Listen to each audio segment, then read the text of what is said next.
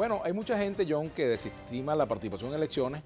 Bueno, gente que dice que en Venezuela hay una dictadura y entonces dicen dictadura no sale con votos, por ejemplo. Ah, Y es un argumento de los abstencionistas. bueno, absolutamente falso y lo digo con toda propiedad. Mire, yo me he puesto a estudiar durante 7, 8 meses consecutivos junto con un equipo de politólogos casos de transiciones exitosas.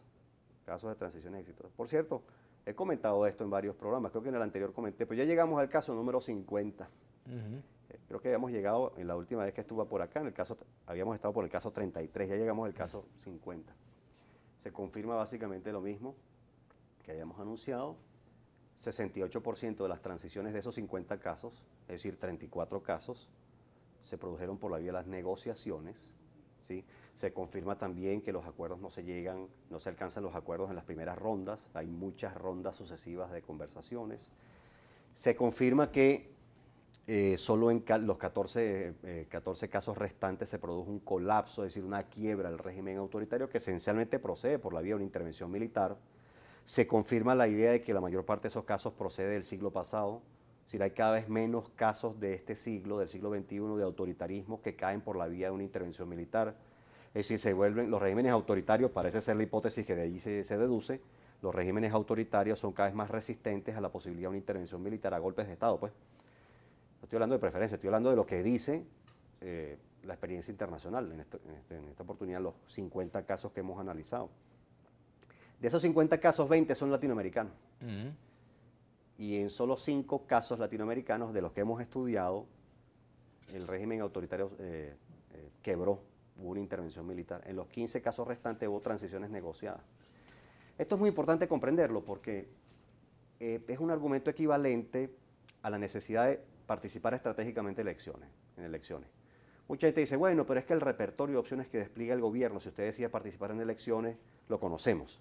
Hay más incertidumbre, más complejidad en la competencia. Por ejemplo, el tema de las sustituciones, por ejemplo. Las sustituciones. Es más, voy a nombrar de una vez una carta bajo la manga, de una vez para que la discutamos públicamente. El gobierno podría incluso inducir una actuación más beligerante de parte de algunos efectivos de la Fuerza Armada el día de la votación. Es decir, el gobierno podría jugar más rudo todavía. El gobierno podría inhabilitar a más candidatos. No estoy hablando de lo que yo deseo, sino lo que podría ocurrir. Sino lo que podría ocurrir. Y todo eso es cierto. Y en efecto, le pueden quitar competencias, recursos a las autoridades electas, le pueden nombrar protectores, reprotectores. Pero ya es un problema posterior a la elección. Autoridad. Sí, lo que quiero decir es que el repertorio que puede desplegar el gobierno es amplio. Muy bien.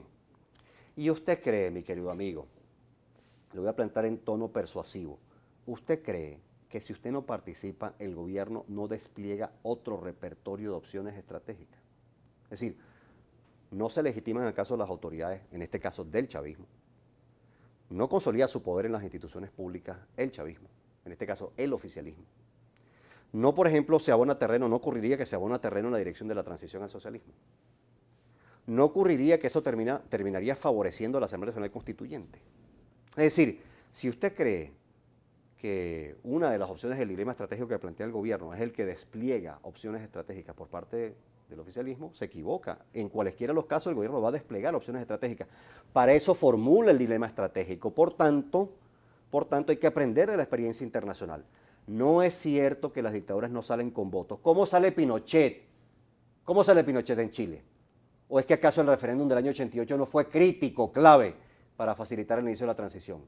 ¿Cómo sale Ortega en Nicaragua? No es porque pierde unas elecciones contra Violeta Chamorro, elecciones en las que, por cierto, hubo la tentación de un fraude, que se evita gracias a la presión internacional. Del mismo modo que hubo la tentación del fraude, la noche del referéndum del año 88 en Chile, Pinochet convoca una reunión extraordinaria de su gabinete y propone desconocer los resultados. ¿Y por qué no se produjo eso?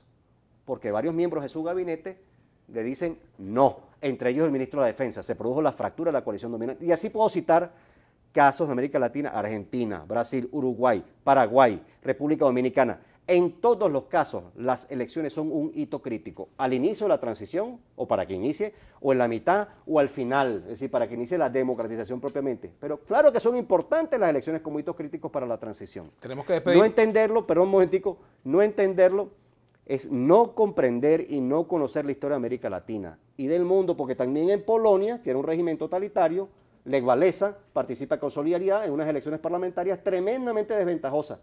El Partido Comunista se había reservado 2/3 del Senado, es decir que Nunca, Solidaridad nunca podía haber llegado a ganar la mayoría del Senado y aún así participa y luego el año siguiente gana las elecciones generales. Así que hay abundante evidencia académica sobre esta materia. Por favor, si usted no está seguro de lo que está diciendo, no lo diga, no lo diga. Yo entiendo que en el debate público la opinión es importante, la doxa, sí, pero la doxa es doxa, no episteme. La opinión es opinión, no es conocimiento. Perdón, pero es que tiene que ser así. Y terminandito ya, si no llegase a hacerse la sustitución de candidatos en tarjeta de la MUT, ¿cuántos votos nulos puede haber? Puede haber un crecimiento de los votos nulos muy importante, ¿cómo no? En una elección se registró un máximo de 6 y tanto de votos nulos. Pudiera estar por encima de esto. Puede pesar. Sí. Bueno, te agradezco mucho. A ti, Vladimir, y perdón por los minuticos adicionales. No, bueno, Julio César, anótanos eso en la cuenta otra vez. Julio César Pineda, le digo ya, bueno, imagínate tú, como 3 horas seguidas. Bueno, gracias y será hasta mañana. Nos vemos en Vladimir a la 1 por Globovisión y sigan con Brújula Internacional.